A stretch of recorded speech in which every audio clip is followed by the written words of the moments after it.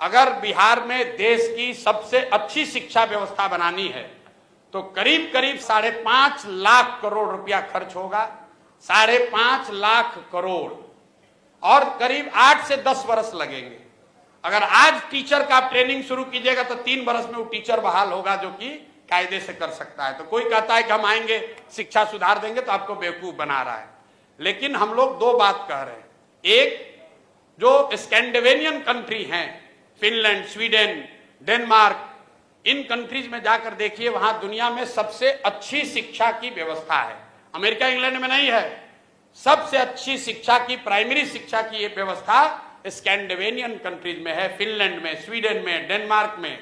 वहां पर उन्होंने क्या किया है, उन्होंने एक बहुत सिंपल चीज निकाला कि rather than taking school to every village, they are taking children to the good school. मतलब हर गांव में स्कूल बनाने के बजाय 4-5 जगह पर, अच्छी जगह पर बड़े स्कूल बना दिए गए और लोगों को स्कूल बस की सुविधा दे दी गई ताकि लोग अपने बच्चों को वहां भेज सके।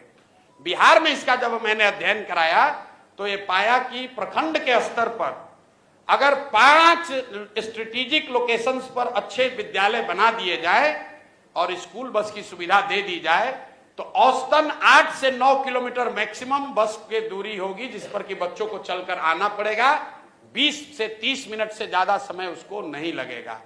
तो बिहार में पहली चीज हम लोग ये करेंगे कि हर प्रखंड में कम से कम एक विद्यालय जो अभी है उसको अपग्रेड करके नेतरहाट के स्तर का विद्यालय उसको बनाया जाए। ये एक विद्यालय क्यों? इसलिए कि अगर हर प्रखंड में एक विद्यालय बनाइएगा बढ़िया नेतरहाट के जैसा, जिस एक नेतरहाट के विद्यालय से 1500 IAS IPS बने हैं, वो सरकारी विद्यालय था, यही बिहार के सरकार की व्यवस्था में चलता था और उसमें पढ़ने वाले ज्यादातर लड़के मध्यम और निम्न वर्गीय आर्थिक परिवारों से आए हुए थे। वैसा अगर स्कूल बनाना है तो करीब करीब 15 से 17 हजार करोड़ रुपया खर्च होगा हर साल। इससे ज्यादा पैसा है नहीं बिहार के पास।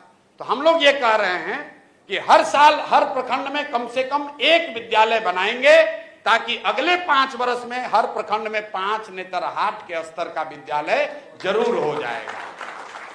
दूसरी बात, हम अगर 5 वर्ष में शिक्षा सुधारेंगे, आपका लड़का 6वां में है, 8वां में है, आप कैसे सुधरिएगा? आपका समय तो निकलता जा रहा है। उसके लिए हम लोगों ने कहा कि जैसे ही सरकार बनेगी तो गरीब लोगों को यह सुविधा दे दी जाएगी कि अगर आप चाहें तो आप अपने बच्चे को प्राइवेट स्कूल में भेजिए और प्राइवेट स्कूल का रेगुलेटेड फीस सरकार की ओर से भरा जाएगा। मतलब कई आदमी को समझ में नहीं आ रहा है, कह रहा भैया तो सब तो प्राइवेटे में भेज देगा। बिल्कुल नहीं भेजेगा। ये अमेरिका में या कई देशों में ये व्यवस्था लागू है। जब आपका बच्चा होता है आपको मिलता है दोनों ऑप्शन, प्राइवेट में पढ़ाओगे कि सरकारी में पढ़ाओगे। ज्यादातर लोग सरकारी में पढ़ाना चाहते हैं।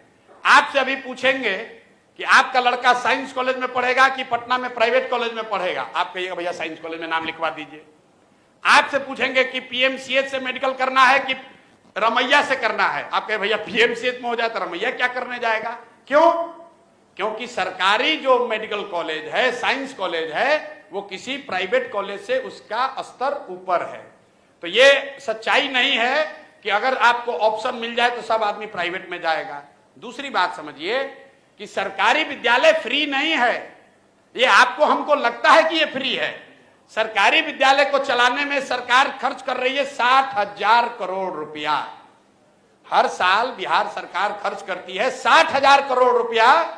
तो प्रति चाइल्ड, प्रति बच्चा जो है, जो खर्च है वो प्राइवेट स्कूल से भी ज्यादा पड़ रहा है सरकारी स्कूल में पढ़ाने का।